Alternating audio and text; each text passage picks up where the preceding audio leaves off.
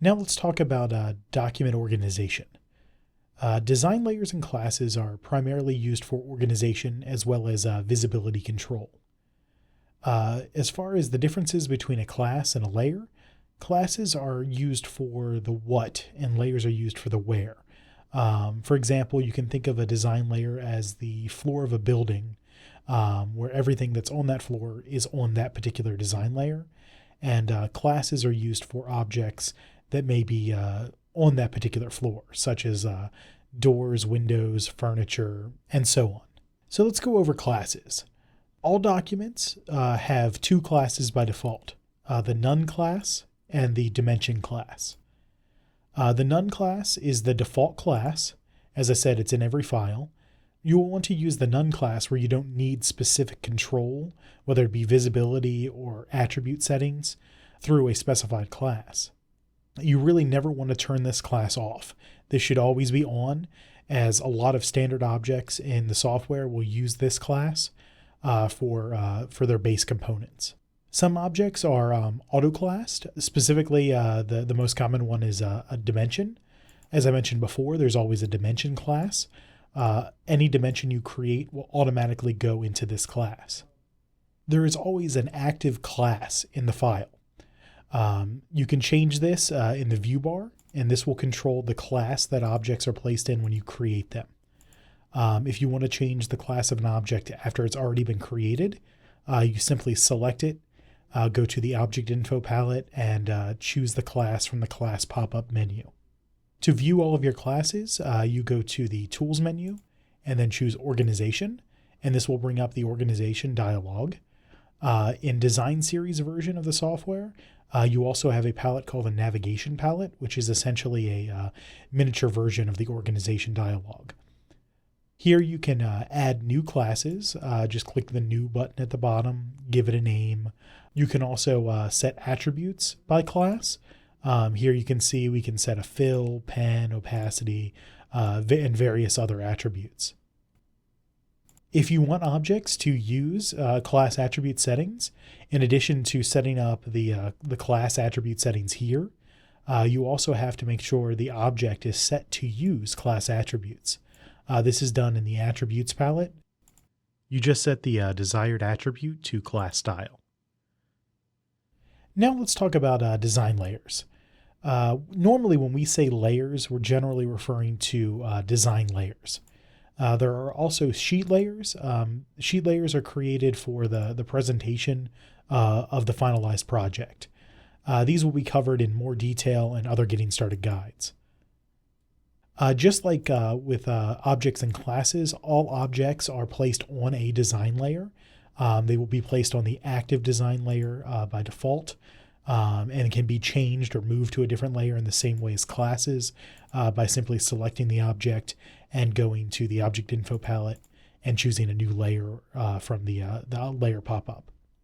You can also edit and create new design layers through the Organization dialog under the Tools menu.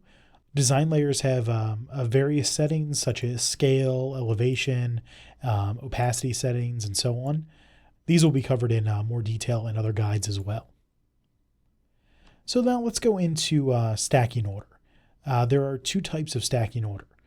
First is object, and the second is design layer. We'll start with object stacking. Objects have a stacking order on a particular design layer. The first object created is at the back or bottom, and the most recent object is in the front or on top. There are send commands to send objects forward or backward. The send to front and send to back commands will send objects all the way to the front or all the way to the back on their design layer. The stacking order applies to all 2D and 3D objects when viewing objects in a top plan view. However, if you switch to any other view, so if any 3D view, objects will appear where they are in 3D space and will disregard stacking order. This is specifically 3D objects. 2D objects still will maintain their stacking order. So let's go into design layer stacking now. Design layers are stacked like sheets of paper or vellum. The first layer is on top.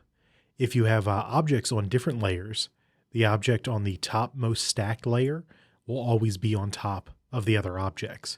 As you can see, even if we send this object to front, it is still stacked below the object on the higher stacked layer.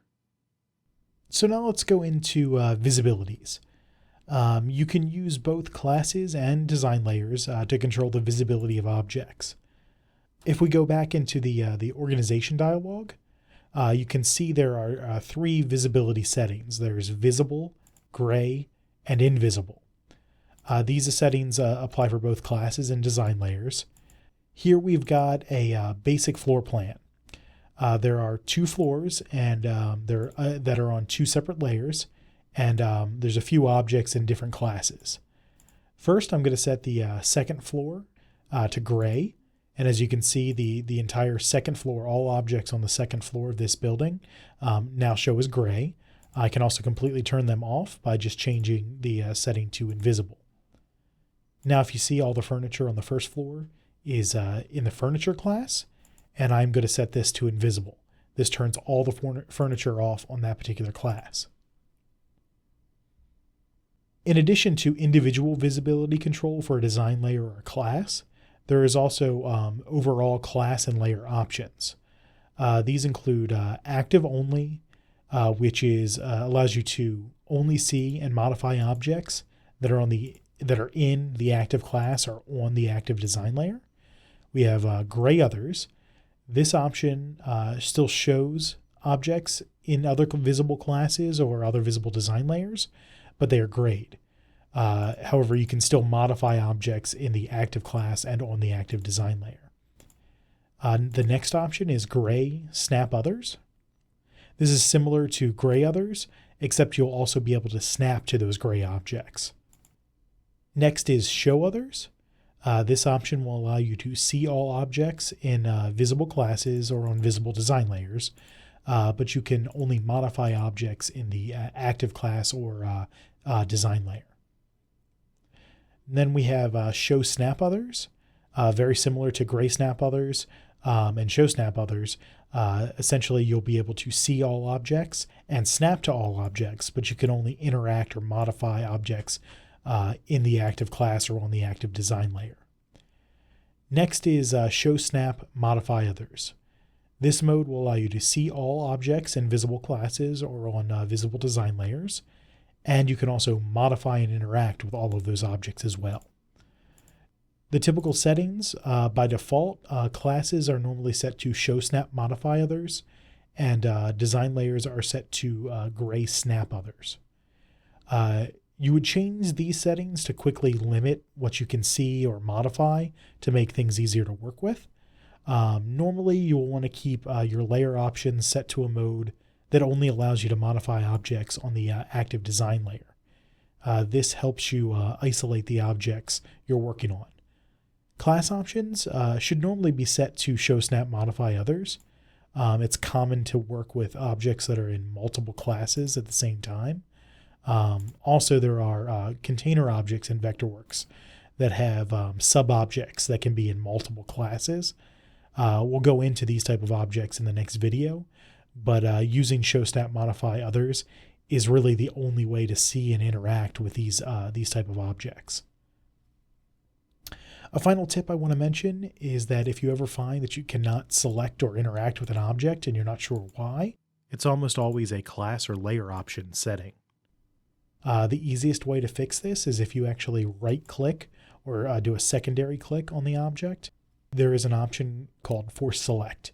This will change whatever settings are necessary to make that object selectable. Normally it'll change your active class or active design layer. Coming up next, we're going to go over the different object types.